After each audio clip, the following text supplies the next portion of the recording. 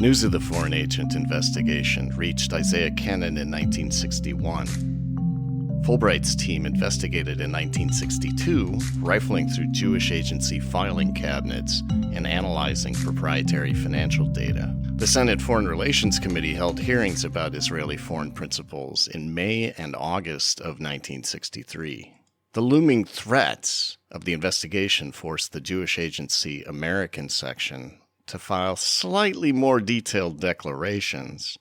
The American section began revealing, but not itemizing, substantial payment flows to the American Zionist Council in the fall of 1962.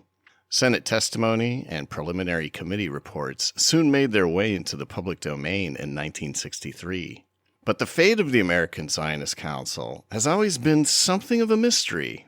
The relevant internal documents revealing a secret Department of Justice battle to force the American Zionist Council to register as a foreign agent were not released until June 10, 2008, in response to Freedom of Information Act filings. An analysis of the episode sheds light on why the U.S. Department of Justice has subsequently been extremely reticent to prosecute Israel lobby legal violations, even when the evidence of wrongdoing is simply overwhelming. The Internal Security Division of the U.S. Department of Justice quietly took action on a parallel track to the Senate. On October 31, 1962, Assistant Attorney General and Director of the Internal Security Division, J. Walter Yegley, 1909 to 1990, notified Attorney General Robert F. Kennedy, 1925 to 1968, of a major enforcement move. Yegley's division was formally demanding FARA registration of the American Zionist Council. Yegley wrote, "I think you ought to know that we're soliciting next week the registration of the American Zionist Council under the Foreign Agents Registration Act. In an amendment to a supplemental registration statement filed by the American section of the Jewish Agency for Israel for the period ending in March 31, 1962, it was reported that the council received over $32,000 in subventions and over $11,000 as a special grant from the American section of the Jewish Agency for Israel. Under the Act, the receipt of such funds from the Jewish Agency constitutes the Council as an agent of a foreign principal, as that term is defined in Section 1C of the statute. The stated purpose for which these funds were received makes unavailable any exemption from registration. You may be aware that the American Zionist Council is composed of representatives of various Zionist organizations in the United States, including the Zionist Organization of America," Yegley wrote. Going after a group of powerful nonprofit corporations under the American Zionist Council umbrella, such as the Zionist Organization of America and Hadassah, was no trifling matter. John F. Kennedy had courted and won over key figures in the Israel lobby in his campaign for president. Although the aftermath of the Cuban Missile Crisis was undoubtedly requiring most of the administration's attention, Robert F. Kennedy brought in Department of Justice Director for Public Information, Edwin Guthman, to review the strength of the case against the AZC and the exact approach the FARA section chief would take. On November 14, 1962, Guthman sent his report to Robert F. Kennedy and copied it to Deputy Attorney General Nicholas Katzenbach. Guthman, Yegley, and Nathan Lenvin in the FARA section were confident about the likely response of the American Zionist Council and its constituent organizations. He wrote, "I met with Walter Yegley and Nat Lenvin today in connection with the proposal to require the American Zionist Council to register under the Foreign Agents Registration Act. Facts, as set forth in the attached memorandum from Yegley and Lenvin, should clearly reveal that the American Zionist Council has been receiving substantial amounts of money for 2 years or more from the American section of the Jewish Agency for Israel for the express purpose of disseminating propaganda about Israel's position in the Middle East. This money comes from funds raised in America through the United Jewish Appeal. Nat Lenvin proposes to write a letter to the American Zionist Council indicating that the council should register. Undoubtedly, representatives of the council will wish to confer with Nat. I believe Nat should go ahead and send the letter and handle this matter as any other registration. I doubt very much that there will be any fuss. I don't think the American Zionist Council is in any position to do so. If, as it appears, the Zionist Council was used for political propaganda purposes, money raised by the UJA in America, the Council has compromised its position. This UJA money is generally for charitable work in the United States and Israel. Disclosure that some of the money, even a small part, had been used for political propaganda could hurt the UJA fundraising. In the ensuing 2.5-year battle, the Internal Security Division would obtain few direct material disclosures of the massive propaganda campaign funded by the Jewish Agency and document no specific international control relationships beyond the damning testimony and documents disclosed in Fulbright's Senate Foreign Relations Committee hearings.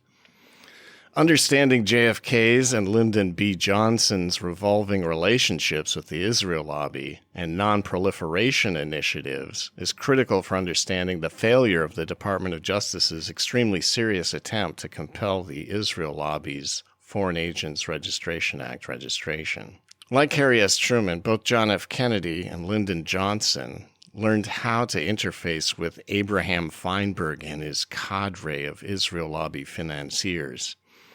John F. Kennedy lamented the realities of the blatant and raw exchange of campaign money for policy control, while the more seasoned Lyndon Baines Johnson recognized the relationship as essentially unidirectional and non-negotiable. A decade earlier, Feinberg had elaborated on the power of the Israel lobby and its elite vision for how U.S. politics and regional policy should function.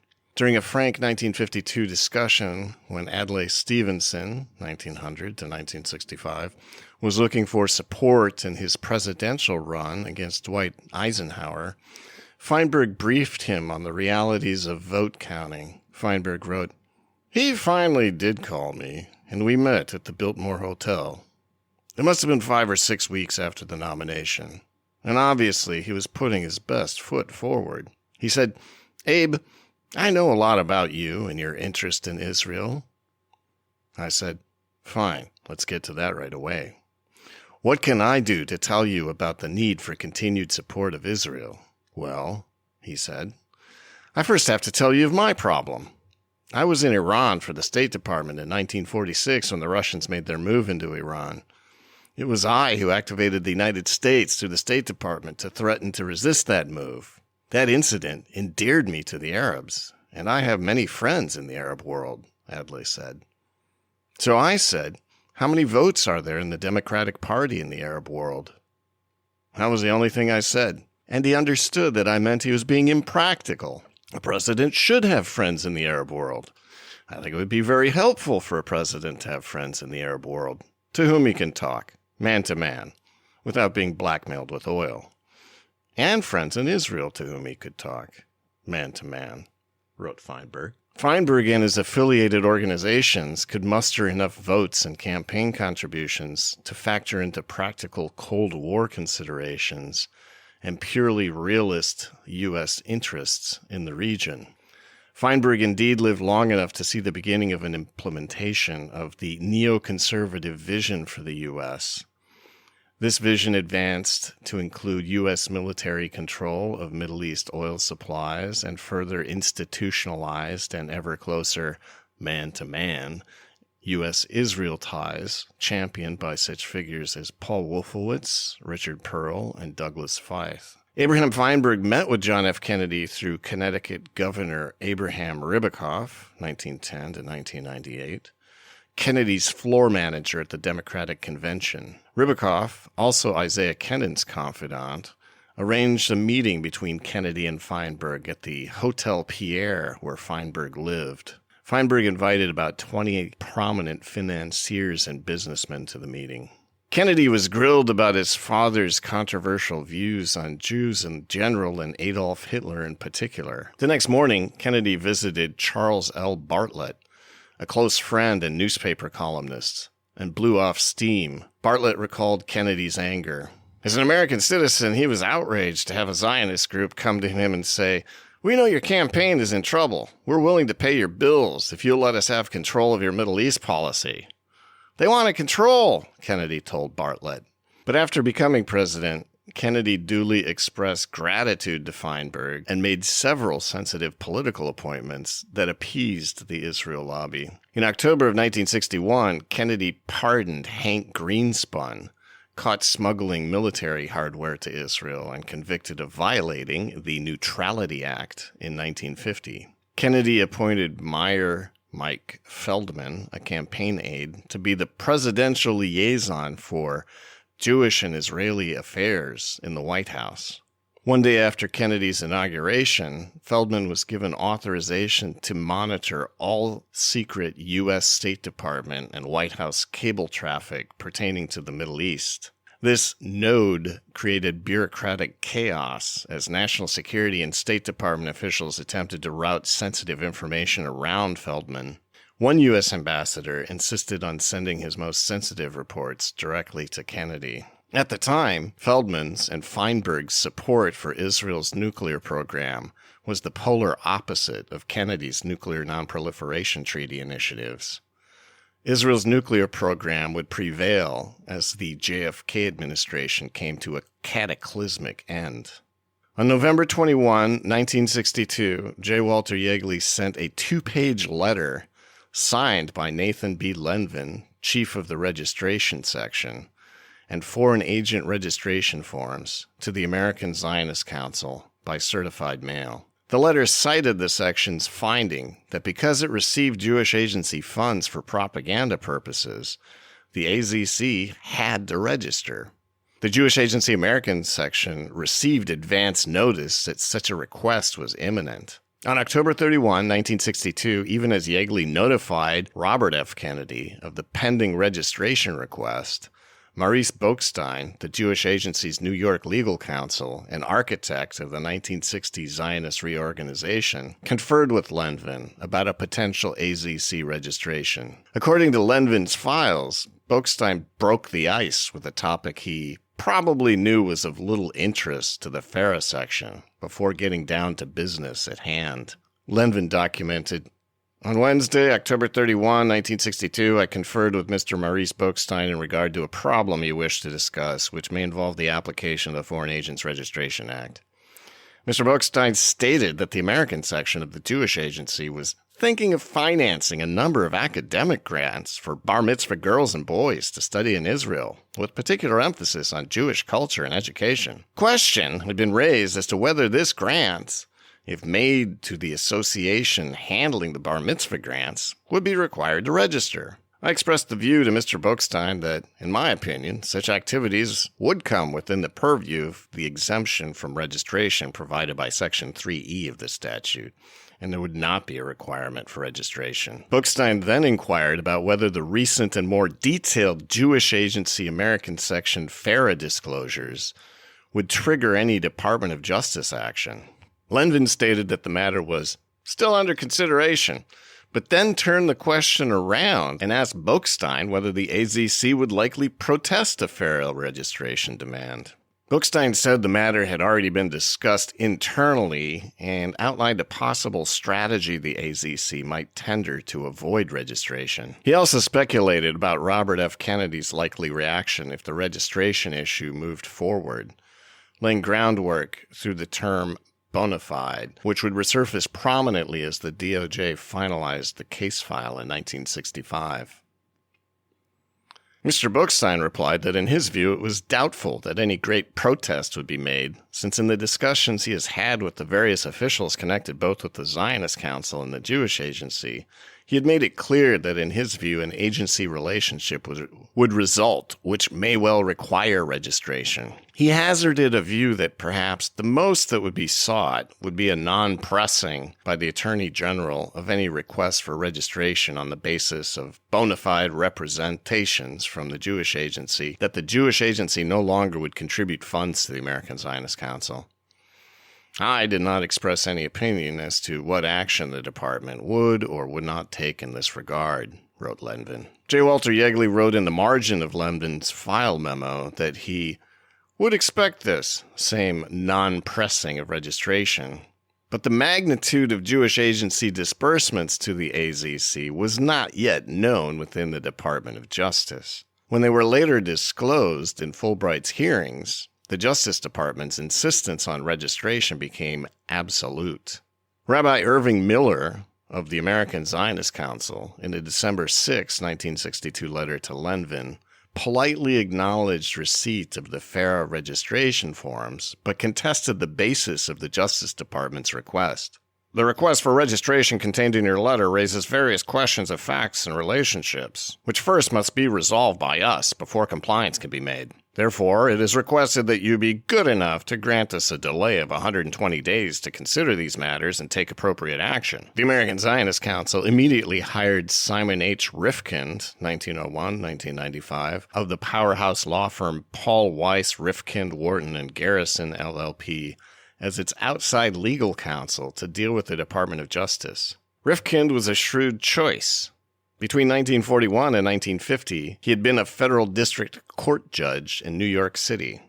In March of 1961, he was appointed chair of the Presidential Railroad Commission, having taken over from the Secretary of Labor, James P. Mitchell. Rifkind chaired the commission on behalf of President Kennedy until it terminated with the publication of its final report on February 28, 1962. He also continued to provide valuable political cover to John F. Kennedy over the fallout with railroad labor groups generated by the abolishment of their formerly sacred work rules. On March 5, 1962, Rifkind proclaimed to the news media that labor concessions were the only option for avoiding a moribund economy. On January 23, 1963, Rifkind, an unrecorded member of his law firm, and two representatives of the American Zionist Council sat down with Nathan Lenvin and his executive assistant, Thomas K. Hall, in what could have been an intimidating and contentious confrontation. Rifkin's opening gambit was in line with Boekstein and Yeagley's initial expectations. He positioned himself as if he were above the fray and delivering a considered opinion from the bench. Judge Rifkind indicated he had carefully reviewed the facts and pertinent provisions of the Foreign Agents Registration Act and had concluded that while the situation is fraught with considerable doubt, he had advised his client to discontinue completely the agency relationship and cut off the receipt of any additional funds of this nature. This action, he stated, on the part of his client became effective on January 18. He stressed the fact that his client and its activities fall within the purview of the so-called educational or cultural exemption of the Act. There were, however, certain activities, such as the dissemination of publications and the use of mass media, as to which it could conceivably be argued that they were non-exempt. In light of this, he deemed it advisable that his client terminate the relationship in its entirety, noted Lenvin. This "we didn't do it and certainly won't do it again" stance, now fairly common in corporate crime investigations and non-prosecution agreements, didn't initially work out. Lenvin's meeting notes also record Rifkin's frank assessment that the Jewish agency funding cutoff would be an enormous financial sacrifice. In regard to the latter point, Judge Rifkind pointed out that rather than incur any possible obligation to register, the subject had arrived at a decision it would no longer accept any funds from the Jewish agency, and that it would attempt to continue its activities by raising its own funds within the United States, which would be a task of considerable difficulty. Rifkin's comment substantiates how weak Zionist fundraising, as opposed to general Jewish relief fundraising, continued to be in the United States at the time.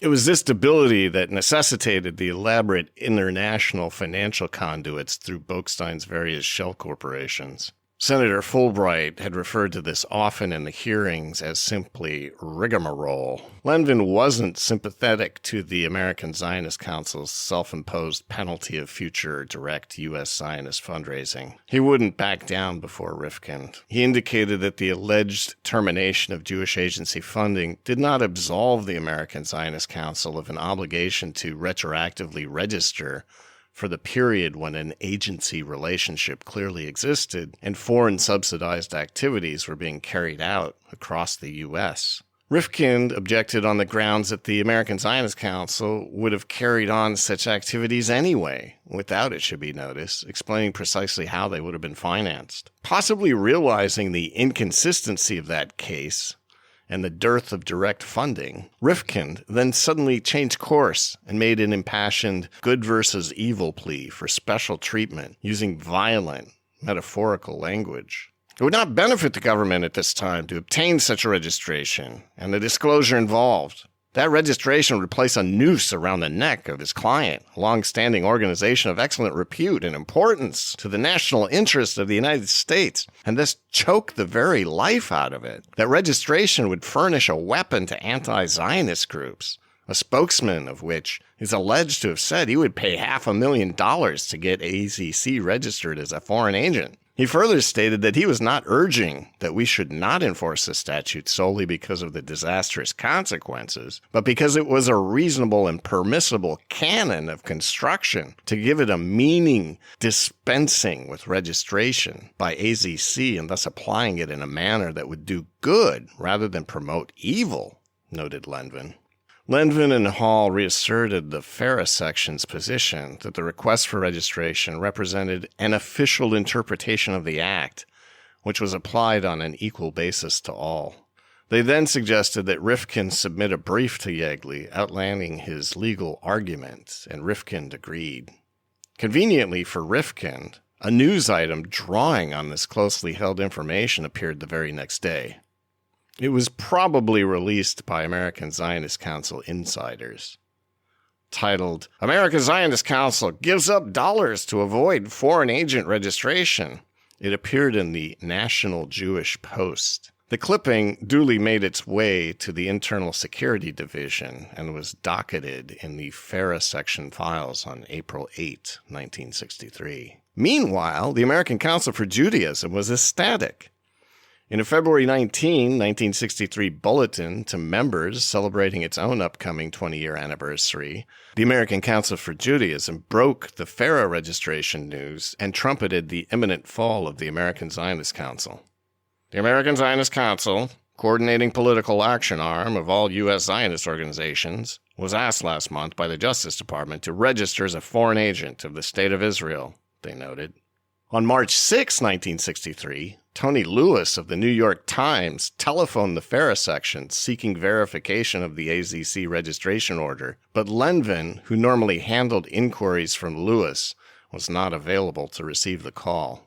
Edwin Guthman was still working out a communication strategy for dealing with such calls in the interim. On March 21, Nathan Lenvin received a cover letter individually signed by each partner of Paul Weiss, Rifkind, Wharton, and Garrison, and a brief outlining why the American Zionist Council should not be complied to register under FARA. Another face-to-face meeting was called. On April 1, 1963, Hall and Lenvin met with Rifkind and other members of his firm at their 575 Madison Avenue law office in New York City. Lenvin stated that based on the Jewish agency FARA registration, the facts did not bear out the firm's objections to AZC registration based on claims that it was no longer an agent of a foreign principal or that the material disseminated was only educational in nature. Lenvin said he believed there was an inherent agency relationship created by the funding flows and communications, and bluntly stated that he would recommend litigation over the matter. The meeting ended with Lenvin promising to deliver reproductions of the relevant Jewish Agency American Section FARA registration documents to Paul Weiss, Rifkind, Wharton, and Garrison. For its part, the American Zionist Council promised to produce copies of its informational materials to prove its contention that only exempt cultural material was ever disseminated. Lenvin had clearly rattled the law firm. Yegley, meanwhile, wanted the entire matter concluded and wrote a memo to Hall on April 5, 1963, asking if the relevant Jewish Agency FARA registration disclosure had been sent to the American Zionist Council's legal counsel. But the matter was far from concluded, and the clock was ticking toward the Senate hearing. Rifkind abruptly escalated his appeal directly to Yegley's boss. On May 2, 1963, only 2 weeks before Fulbright's first formal Senate hearings on the agents of Israeli foreign principles, Deputy Attorney General Nicholas Katzenbach, J. Walter Yegley, and Nathan B. Lenvin met at the New York City offices of Paul, Weiss, Rifkin, Wharton, and Garrison for a major dressing down by Rifkin, composed of blanket denials, accusations, appeals for clemency, and raw political calculations. The FARA matter simply had to be shut down. Lenvin detailed the meeting in a 3-page internal file reviewed and verified by both Yegley and Katzenbach. He wrote, Judge Rifkin opened the discussion by explaining to Mr. Katzenbach something of the nature of the composition and activities of the American Zionist Council. He explained that the council is composed of representatives of various Zionist organizations in the United States, and that it thereby, in effect, represents the vast majority of organized Jewry within this country. He also mentioned the existence of the American Council for Judaism, which is an anti-Zionist organization, and briefly touched on the conflict which exists between Zionist groups and the American Council for Judaism. He placed particular stress on the proposition that for the department to insist upon the registration of the council would do it incalculable harm without any corresponding benefit to the government. He touched briefly on the points raised in the brief previously submitted by his law firm in support of the argument that the council was not under an obligation to register. He stated that regardless of what technical agency relationship may have resulted as a consequence of the subventions received by the council from the American section of the Jewish Agency for Israel, nevertheless, this agency relationship had now been terminated since the council had arrived at a decision that it would not incur any vestige of possible obligation to register by cutting off all funds from the American section, and that it would continue its program through the raising of funds from domestic sources. Judge Rifkin went on to state that even though an agency relationship may have been created by the receipt of funds, the general overall program of the council was such that it would come within the purview of the cultural exemption from registration as contained in Section 3E of the Foreign Agents Registration Act. And even though the council did disseminate some publications, which conceivably, through a broad interpretation of the definition of political propaganda, would fall within that category, Judge Rifkin stressed the fact that these activities were a very minor portion of the entire program for which funds received from the Jewish Agency were utilized. He emphasized that the council used most of these funds for Hebrew education, youth movements, charitable purposes, and other cultural activities related to the Jewish people. Finally, Judge Rifkin raised the point, after emphasizing the disparity of numbers between the American Council for Judaism and the American Zionist Council, that the vast number of Jews who adhered to the principles of Zionism could not understand how our administration could do such harm to the Zionist movement and impair the effectiveness of the council by insistence on registration. He appealed to the discretionary power of the department, which he claims it has in all criminal cases, by stating that the department generally makes a judgment as to which cases it will pursue and which it will not, pointing out in this connection that not all traffic violators, for instance, are given tickets, but that other circumstances must be taken into consideration. Mr. Katzenbach replied to this observation that it was a matter of proper administration of justice to use discretion and judgment in the exercise of prosecutive powers, but that he wanted to make the point to Judge Rifkin that the laws of the United States were not only to be enforced against Republicans, but were to be enforced impartially. After Judge Rifkin completed his outline of his position, and in this connection it is noted that he did not go into any detail as to the controlling of facts upon which the request for registration was based, Mr. Lenvin outlined for Mr. Katzenbach's benefit the principal facts upon which the request for registration was predicated, noted the file. Deputy Attorney General Katzenbach then offered a very clever, but ultimately fatal, accommodation to Rifkin: additional disclosure from the American Zionist Council in exchange for Department of Justice reconsideration of the entire FARA registration order. Lenvin noted, after hearing these facts, Mr. Katzenbach asked Mr. Rifkin whether the receipt of the funds from the American section of the Jewish Agency was considered to be confidential and the reply was negative. Mr. Katzenbach then asked whether information as to how those funds were expended was considered to be of a confidential nature. And again, Judge Rifkin replied in the negative. Mr. Katzenbach then noted that if the council made a full disclosure of the receipt and expenditure of funds it received from the Jewish agency, so that such information would then be available for public inspection, the purposes and objectives of the Registration Act might well be accomplished. And very likely there would be nothing further for the government to do.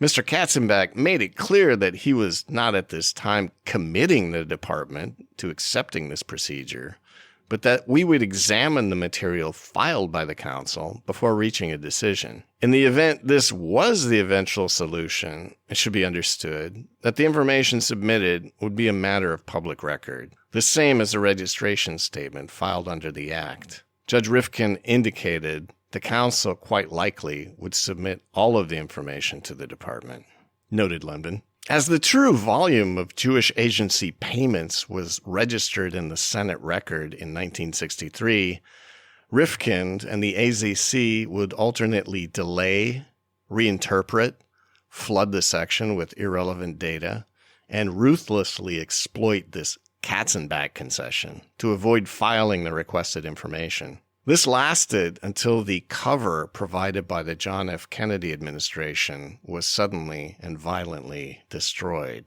forever. The battle was soon joined at the grassroots level as constituents across the United States entered the fray. Attorney General Robert F. Kennedy and the Congress were bombarded with outraged constituent letters and telegrams after the first major media confirmation that the Department of Justice was working on a American Zionist Council Foreign Agents Registration Act registration. This appeared in a curious Wall Street Journal article on June 28, 1963, which read, "Federal lawyers near decision on whether to require the American Zionist Council to register as an agent of the Israeli government. High Justice Department officials weigh the risk of offending Jewish opinion in the U.S. Senate Foreign Relations Chairman Fulbright also eyes the council's activities," it noted. The article had no byline and subtly echoed the threat Rifkin explicitly made to Katzenbach in early May. It produced an immediate flurry of public outrage. Among the first of many protests to arrive on RFK's desk was a letter from L. Edward Tonkin of the Dallas, Texas-based Tonkin Millinery Company. The letter read, "As an American of Jewish faith, I feel a deep affinity religiously with people of my faith in Israel and elsewhere in the world. However, I could not, in keeping with my loyalty to my country, the United States, countenance our Justice Department's failure to enforce the law against any one person or organized group of persons simply because of religious belief in the grossly misinterpreted mythical concept, in this instance, of such a thing as a Jewish vote.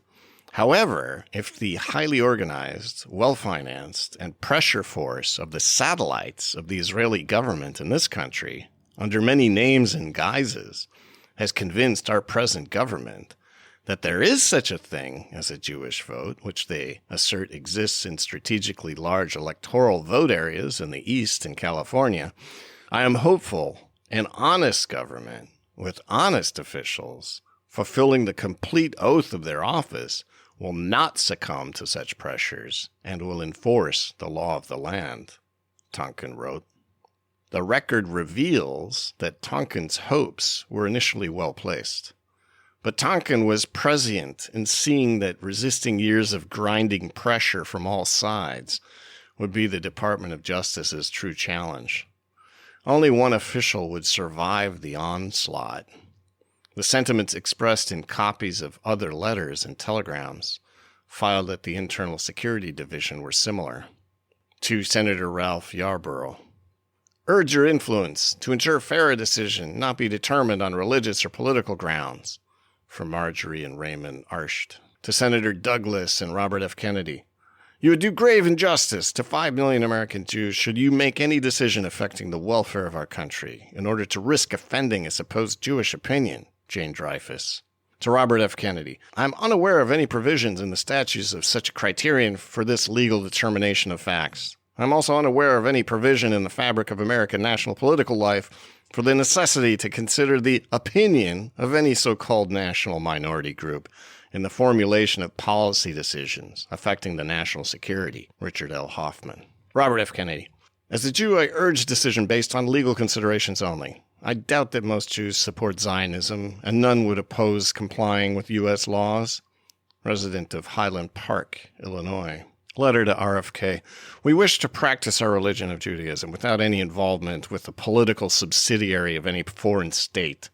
Therefore, we urge you as Attorney General to look seriously at the American Zionist Council for political involvement with the State of Israel and thus necessitating it to register as a foreign agent. Mr. and Mrs. Harvey Lanero. Illinois Congressman and future Secretary of Defense Donald Rumsfeld also wrote to RFK about the marked influx of constituent concerns over the Wall Street Journal article. Rumsfeld asked that RFK report as to the policy of the Department of Justice will follow in determining this question. The letters and requests for responses from members of Congress continued to flow in through late summer of 1963. If there were any constituents lobbying for the Department of Justice to consider political calculations in its law enforcement process, they were clearly using other avenues and representatives. No letters making an opposing argument appear within the FARA section file. Meanwhile, Adrian W. DeWind and another lawyer from Paul Weiss, Rifkind, Wharton, and Garrison submitted a stack of publications and letters to Nathan Lenvin on June 28, 1963. When Lenvin asked whether the submission included papers in compliance with the Rifkind-Katzenbach agreement, including receipts and expenditures, DeWind indicated he had not attended the meeting, but did not think the papers delivered included expenditures.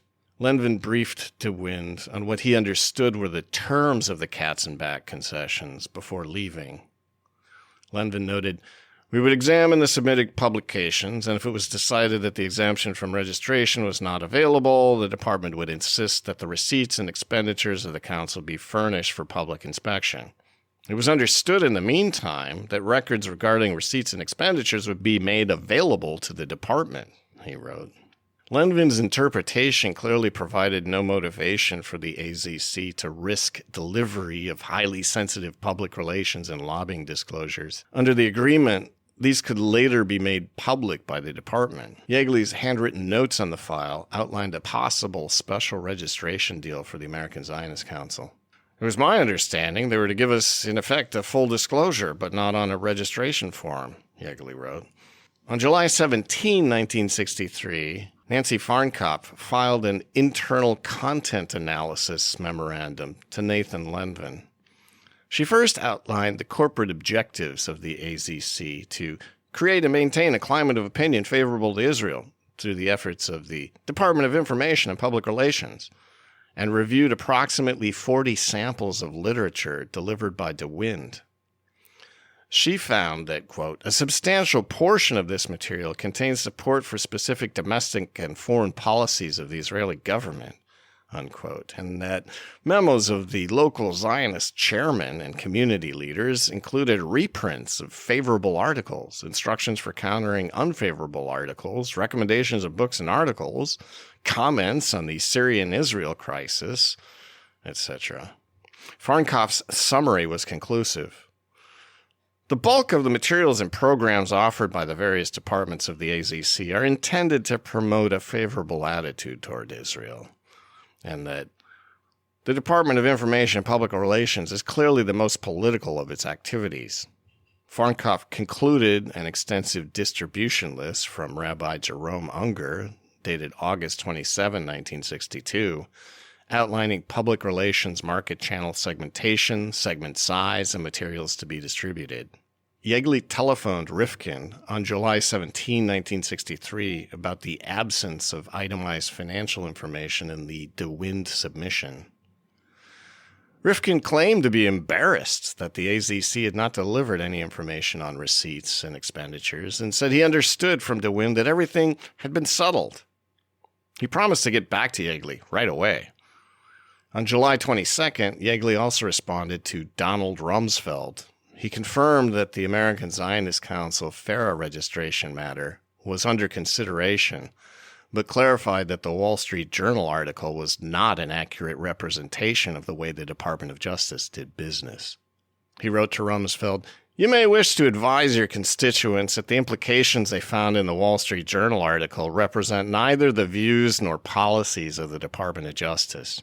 The question of whether the American Zionist Council should be required to register under the Foreign Agents Registration Act is presently under consideration by this department. I'm sure that your constituents will be interested in knowing that our ultimate determination will be based on the law as applied to the facts in this particular case and not on any consideration of its effect on the public opinion of the Jewish community in the United States," he wrote. Senator Fulbright's second hearing on the Jewish Agency was scheduled for August 2, 1963. On Friday, July 18 at noon, Nathaniel S. Rothenberg, representing the American Zionist Council, was logged telephoning Nathan Lenvin at the fair section. He advised Lenvin that Mr. Bick, the treasurer of the American Zionist Council, was out of town for 2 weeks. The controller was hospitalized due to a heart attack. Rothenberg requested a 2-week extension for the submission of the registration statement data. Lenvin replied that he would discuss it with Yeagley, but that the registration was expected not later than the first week or so in August. Rothenberg asked how detailed the statement should be, and Lenvin replied that the statement should be detailed and complete in every respect. Rothenberg said he wanted to stress that "we are working on it," and ended the call. By July 30, on the eve of the Senate hearings, Katzenbach wrote to Yeagley that Rifkin should be needled, but much depends on Fulbright, too. On August 14, 1963, the fair section had received nothing from the American Zionist Council, but was immersed in digesting the deluge of highly incriminating information from testimony and documents divulged in the Senate Foreign Relations Committee hearings. Yeagley asked Thomas K. Hall for an update. "Mr. Hall, is it time to write Rifkind or send a memo to AG or send in the FBI?" he scrawled.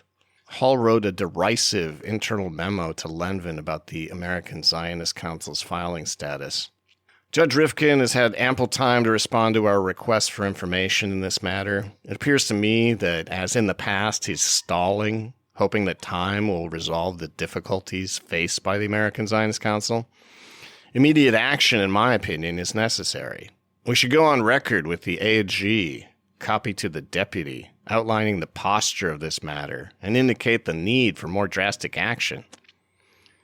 Yeagley ordered Nathan Lenvin to prepare another memo on the matter.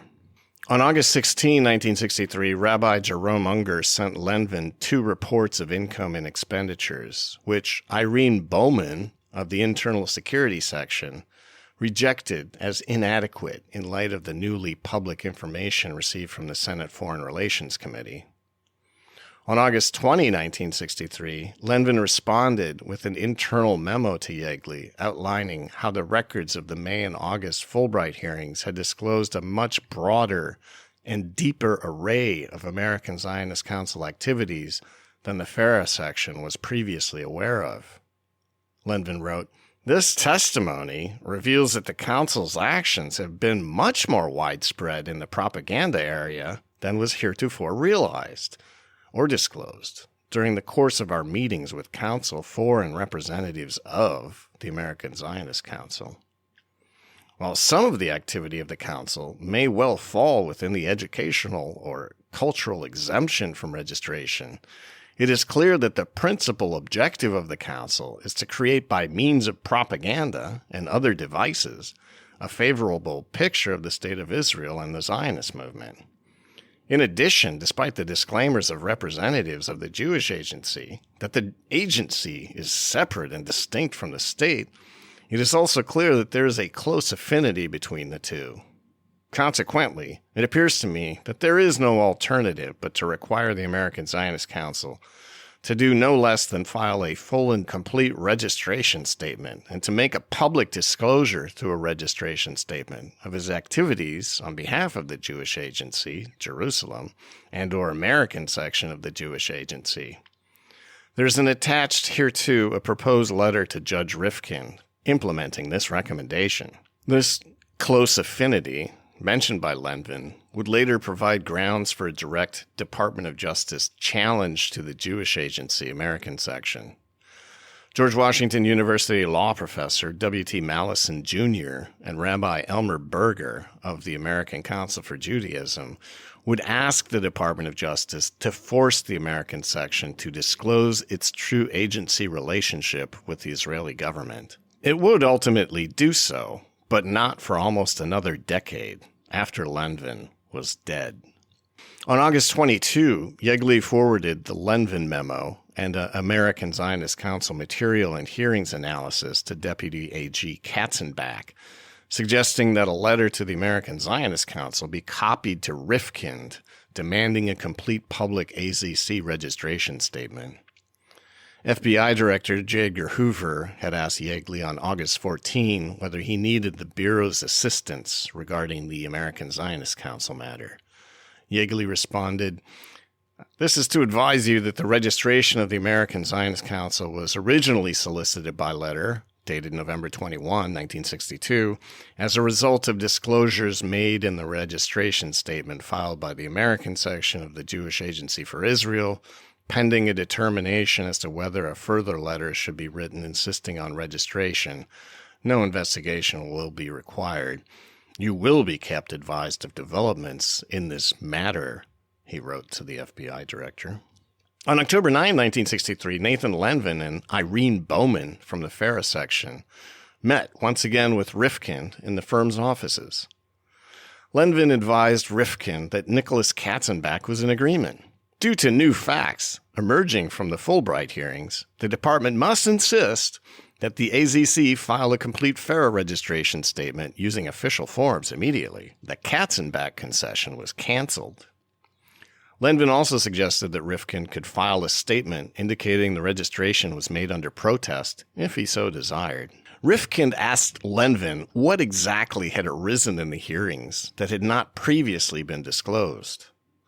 Lenvin cited a Jewish agency payment to the American Zionist Council of $197,500, another for $712,000, and a $100,000 American Zionist Council loan taken at Bank Leumi and left on the American Zionist Council's books. Repayment was guaranteed by the Jewish agency. He also discussed the American Zionist Council's propaganda activities in cultivation of editors, letters to editors, and approaches to Capitol Hill.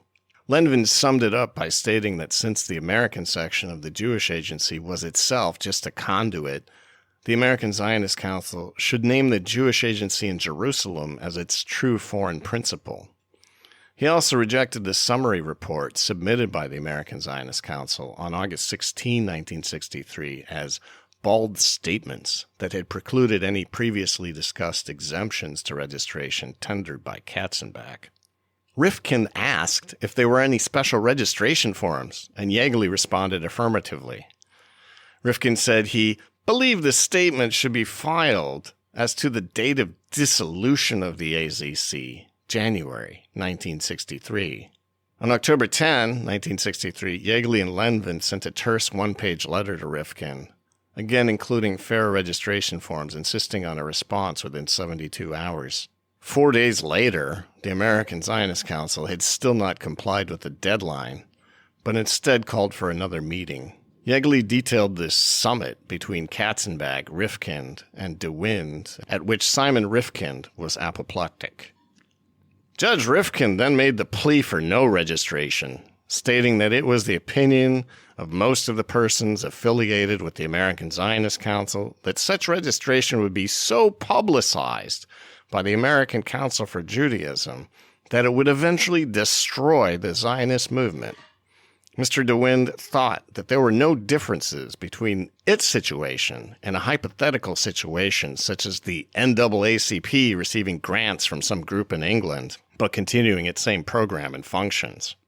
Katzenbach held his ground and told Rifkind that he did not have any discretion in the case, and that it seemed clear to the government that the council came squarely within the provisions of the act and would have to register. Rifkind countered that he thought requirements could be covered by filing materials amounting to disclosure, but Yegley replied that materials submitted so far by the AZC had not been relevant.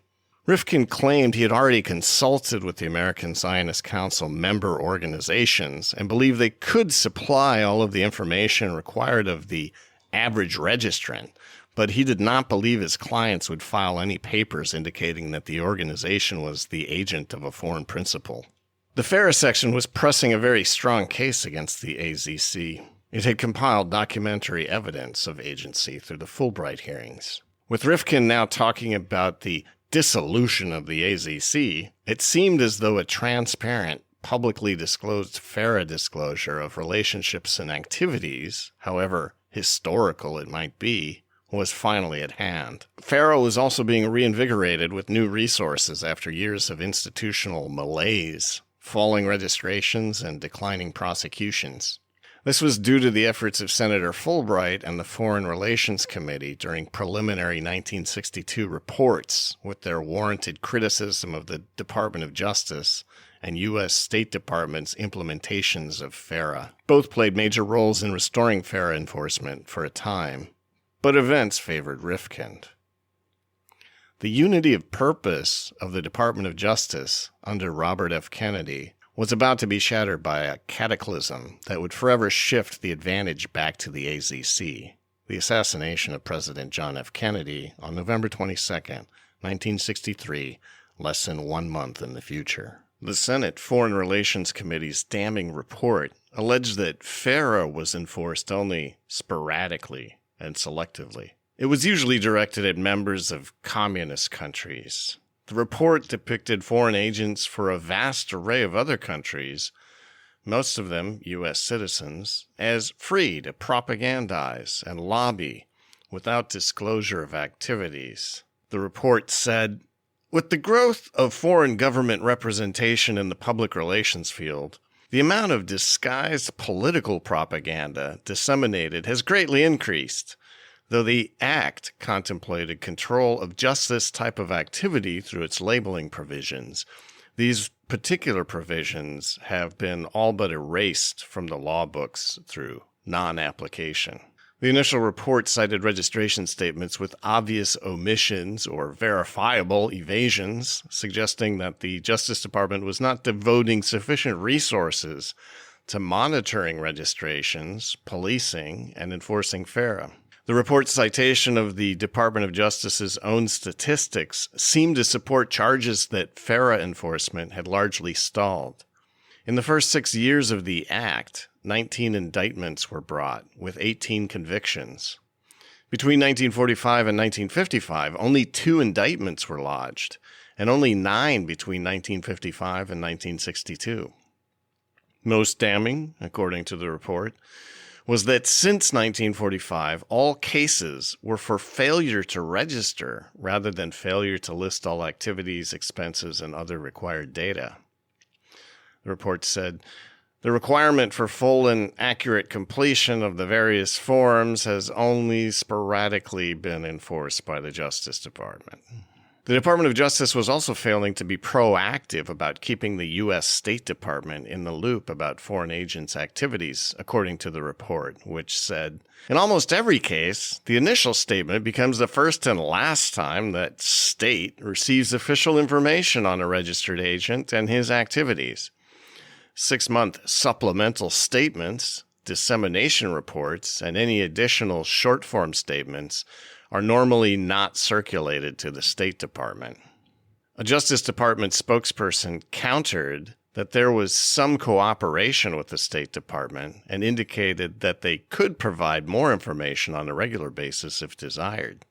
The Senate report, meanwhile, mandated a further inquiry into the 5 categories of foreign agents investigated by the committee. Lawyers who handle everything from purchasing an embassy, lobbying a bill through Congress, drawing up a peace treaty, and supervising public relations activities. Public relations men who, through the mass media, try to establish the United States public image desired by their client country. Economic consultants whose activities range from drawing up development plans for their client countries to helping promote the United States government loans that put such plans in operation. Purchasing agents, who for their foreign clients deal in anything from light machinery to heavy armaments. influence peddlers, who, because of their Washington contacts, are hired to advance their foreign clients' interests at the highest and lowest levels of the United States government. By early February 1963, the Department of Justice announced that 16 additional lawyers were being put to work reviewing active foreign agent files, just as the Senate Foreign Relations Committee began holding hearings. The Department of Justice reviewed 510 paid agents for foreign principals, and additional information was requested of 70 more. 22 were asked for additional details of expenditures. Other inquiries pertained to proper labeling of foreign government propaganda circulated in the U.S. Although he had already privately agreed to force the AZC to register as a foreign agent, Deputy Attorney General Nicholas E.B. Katzenbach publicly agonized during the hearings over the political consequences of going after the nation's elites. He said, "I think this committee can appreciate the problems involved for indicting, for example, a prominent attorney or a prominent public relations firm for a failure to report expenditures in great detail where the expenditures were for entirely legitimate activities." Committee Chair J.W. Fulbright responded that the committee felt that Americans acting as foreign agents had done things inimical to the interests of our government, and that both the U.S. State Department and Department of Justice had been very casual in enforcement and compliance. Senator Bork B. Hickenlooper concurred, in particular with investigating whether foreign aid money was being cycled back to U.S. agents to lobby in behalf of more foreign aid. Fulbright was clearly thinking about Israel's U.S. lobby and the activities of Isaiah Elkanan, the ballooning demands for aid, and opaque foreign financial flows. But as the Senate Foreign Relations Committee went on to subpoena witnesses in 1963, a case against a foreign agent for the Dominican Republic was also slowly and painfully unwinding. It verified Katzenbach's intuitions about how politically explosive, even seemingly straightforward FARA prosecutions could become, as they unraveled hidden webs connecting elite members of the U.S. press corps, public relations firms, and politicians, including the president. President John F. Kennedy faced his own minor FARA-related trouble, compliments of the First Lady's courtier, just as Fulbright's Senate Foreign Relations Committee issued an initial foreign agents report in 1962. In 1960, the Eisenhower administration had severed diplomatic relations with the Dominican Republic, which was still ruled by the aging dictator Rafael Trujillo, 1891-1961. The Organization of American States found that Trujillo agents had tried to assassinate the president of Venezuela. Between 1960 and 1961, the loss of preferential sugar exports to the U.S. cost the Dominican Republic almost $28 million per year. Until his own assassination in May of 1961, Trujillo labored mightily to restore ties through public relations, diplomacy, and lobbying in Washington. The succeeding Dominican Republic government attempted to exploit a Cuban gambit by convincing the Kennedy administration of the threat of a potential Castro-type revolution with Soviet backing in the Dominican Republic. Igor Cassini, an elite society columnist for Hearst, whose column was syndicated worldwide in 150 newspapers, claimed credit for inventing the popular term jet set. He picked Jacqueline Beauvoir, the future First Lady Kennedy, as debutante of the year in 1948. His younger brother Oleg Cassini was a fashion designer and became her official fashion designer when she became First Lady. Igor Cassini started the public relations firm Marshall & Company in the late 1950s. He leveraged his friendship with Porfirio Rubirosa, a fellow jet-setter, in charge of inspecting Dominican embassies, into 3 six-figure public relations contracts for a related firm domiciled in Zurich, Switzerland. Cassini then parlayed the threat of overthrow to President Kennedy to win approval for official secret mission to Santo Domingo toward restoration of trade and diplomatic ties. Subsequent political turbulence in Santo Domingo led to the public release of Cassini's lobbying contracts. The Kennedy administration denied knowledge of Cassini's lobbying ties. In 1963, Cassini pled no contest to charges of violating FARA, which saved the administration further embarrassment. Cassini also paid a $10,000 fine for failing to register and was sentenced to 6 months probation. He subsequently lost his job at Hearst and most of his public relations clients. He then lost his wife to an overdose of sleeping pills. FARA violations could deliver harsh consequences. Kennedy had bigger worries than tawdry scandals surrounding the Dominican Republic, namely the Cold War and countering nuclear proliferation. Israel suddenly loomed large on the second front. When the existence of Israel's secret nuclear reactor abruptly became public, Isaiah Kennan carefully broadcast the Israeli government line that the Dimona nuclear reactor was being built for research and peaceful purposes in his January 2, 1961 issue of the Near East Report. New reactor. Israel is building a nuclear reactor high in the frontier town of Dimona, east of ancient Beersheba and overlooking the southern tip of the Dead Sea. The French are assisting in the project, which will be completed in 3 or 4 years. Mr. Ben-Gurion denied published rumors that Israel intended to produce an atomic bomb. Ambassador Abraham Harman informed the Department of State that Israel would welcome visits by students and scientists of friendly countries when the reactor is completed to demonstrate its peaceful character. Reports of Israel's new reactor created a furor and temporary U.S.-Israel rift because of the secrecy which attended them. Israel government spokesman then denied that they could or intended to produce the bomb and gave that assurance to Secretary of State Christian A. Herter upon his return from a NATO conference. But U.S. officials were vexed because they had not been kept informed, wrote Kennan. When reporting on particularly sensitive matters, such as the Israeli nuclear weapons project, Kennan carefully selected and highlighted clips from mainstream U.S. news sources that downplayed the issues or supported the Israeli government's line on them. Kennan's work with the American Zionist Council, cultivating a cadre of PR professionals and opinion columnists, often paid off in such moments of crisis, when he would print exonerating quotes from outside experts and reliable sources in the Mideast Report. One Mideast Report clip read, "No bombs possible." Meanwhile, many asked whether the Israel reactor could really produce sufficient plutonium, a nuclear weapon component, to construct a bomb. Science editor William L. Lawrence of the New York Times deflated these reports on December 25 when he wrote that the plutonium produced in a small nuclear reactor of 24,000 thermal kilowatts is very minute indeed and completely useless for bomb material. The basic facts, if fully understood, would make it clear why only the great industrial nations, particularly the United States and Soviet Russia, can be full-fledged members of the Atomic Club. Kennan's fellow travelers at the venerable business magazine Barron's also managed to get off a broadside at the State Department about Dimona, which Kennan then reprinted in the Near East Report. Against this background, observers ask why a non-military reactor caused such a violent explosion in Washington. Barron's, the Business Weekly, caustically commented on December 26, quote, "The U.S. State Department once more placed itself in a ridiculous posture by accusing Israel of conspiring to build atomic weapons. The project was a subject of common gossip in the coffeehouses of Tel Aviv, where American diplomats venture," unquote. The U.S. administration's firm internal consensus was that the facility would indeed be used to produce nuclear weapons.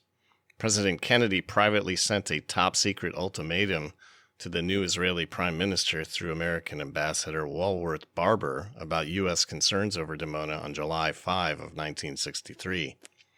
Kennedy demanded that Israeli Prime Minister Levi Eshkol submit to periodic U.S. inspections of the facility to verify claims that it was only for research. He wrote, "It gives me great personal pleasure to extend congratulations as you assume your responsibilities as Prime Minister of Israel. You have our friendship and best wishes in your new tasks. It is on one of these that I am writing you at this time. As you are aware, I am sure, of the exchange which I had with Prime Minister Ben-Gurion concerning American visits to Israel's nuclear facility at Dimona. Most recently, the Prime Minister wrote to me on May 27. His words reflected a most intense personal consideration of a problem that I know is not easy for your government, as it is not for mine. We welcome the former Prime Minister's strong reaffirmation that Dimona will be devoted exclusively to peaceful purposes, and the reaffirmation also of Israel's willingness to permit periodic visits to Dimona. I regret having to add to your burden so soon after your assumption of office, but I feel the crucial importance of this problem necessitates my taking up with you at this early date certain further considerations arising out of Mr. Ben-Gurion's May 27 letter as to the nature and scheduling of such visits. I'm sure you will agree that these visits should be as nearly as possible in accord with international standards, thereby resolving all doubts as to the peaceful intent of the Dimona project.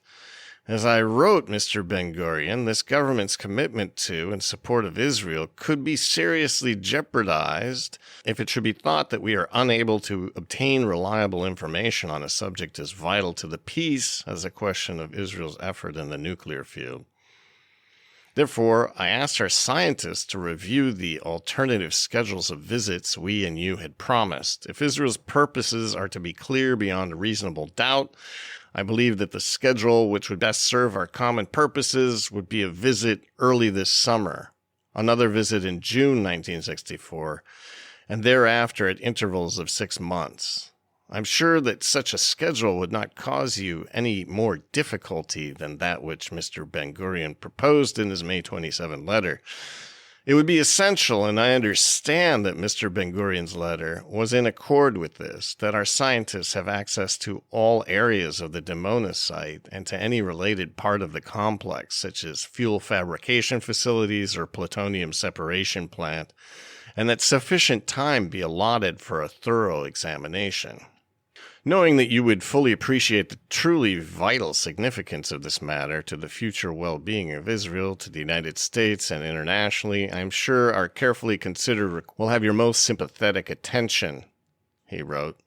JFK's administration was later proven correct in believing that Dimona was a nuclear weapons facility.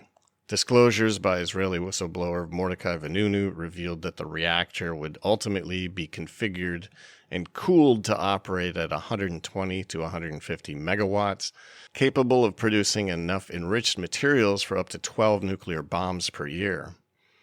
In March of 1968, the Mossad surreptitiously acquired 24 tons of uranium ore from West Germany, ostensibly bound for an Italian company, but illicitly diverted by sea to Israel. By 1969, Israel had quietly emerged as a full-blown nuclear power. In 1979, the Israelis even tested a low-yield nuclear artillery shell, which was detected by an American spy satellite despite the cloudy conditions. But not until 2008 would a former U.S. president publicly confirm for the first time that Israel had developed an arsenal of 150 nuclear weapons.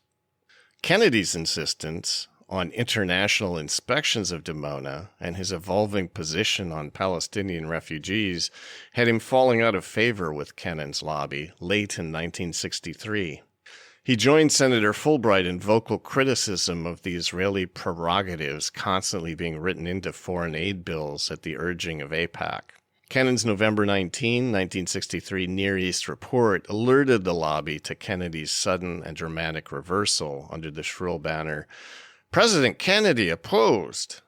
Kennan wrote, "At his November 14 press conference, President Kennedy criticized Congress for denying the foreign aid funds he requested and for putting restrictions on their expenditure. He did not think the language of the Anti-Aggression Amendment, which required him to make an extremely complicated finding, strengthens our hands or our flexibility in dealing with the UAR. In fact, it will have the opposite effect," he declared.